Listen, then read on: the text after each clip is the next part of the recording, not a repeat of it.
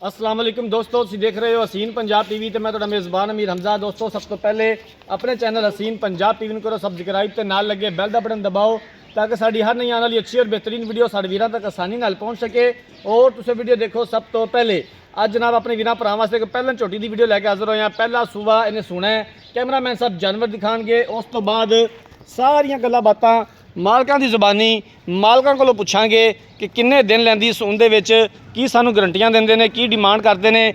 माशाल्लाह हवाना देख सकते हो, बड़ा खूबसूरत वक्की खलोती है, पूरा मुठ मुठ दा थाने और सोहणियां विरलां माशाल्लाह जी, बड़ा प्यारा थन लग्या होया है। पिछले दोवें खुर सफैद ने झोटी दे, पिछों चौड़ी ते अगों बरीक, बिल्कुल छोटा छोटा सिंग लग्या होया है। हाथ रखो सिंग दे उपर ते सिंग लुकदा है। सफैद छोटी जी सफैद फुली मत्थे उत्ते, कालियां अखां, लम्मी बुत्थी। इनू भाई जी टोरिया जे अं करके टोरी इनू। अपने वीरां वास्ते मेहनत करी दी है, कोशिश करी दी है कि अच्छे तो अच्छा जानवर दिखा सकीए। बाकी लैने देने मुकद्दर ने।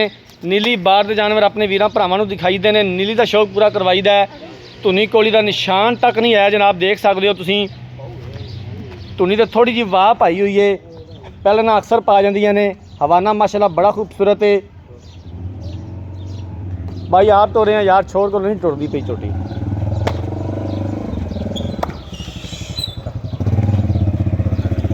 पहलन हो के माशाल्लाह इस तरह का कद काठ कट किसी जानवर नूं लग्या हुंदा है।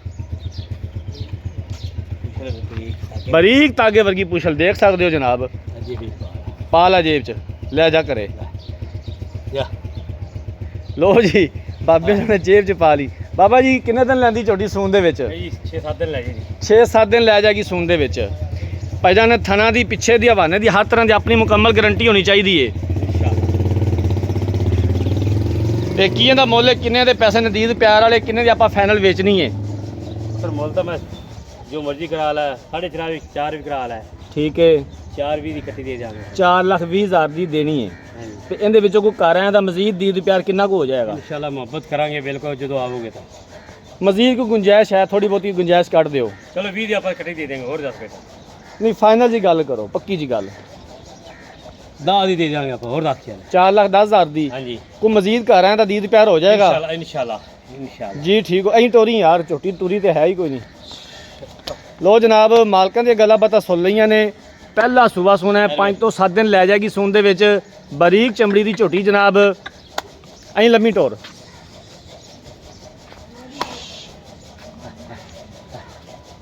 पहला सूबा इस झोटी ने सुना है। आरफ वाला जनाब लोकेशन है, तहसील आरिफ वाला, ज़िला पाकपतन, नीली का इलाका है जनाब। 4,20,000 रुपया डिमांड करते हैं भाई होरी, तो 4,10,000 रुपया फिल वक्त फाइनल है। मजीद भी असीं इंशाअल्लाह ताला गुंजाइश करावांगे जिथों तक हो सकिया। देख सकते हो जनाब सील अशराफ झोटी।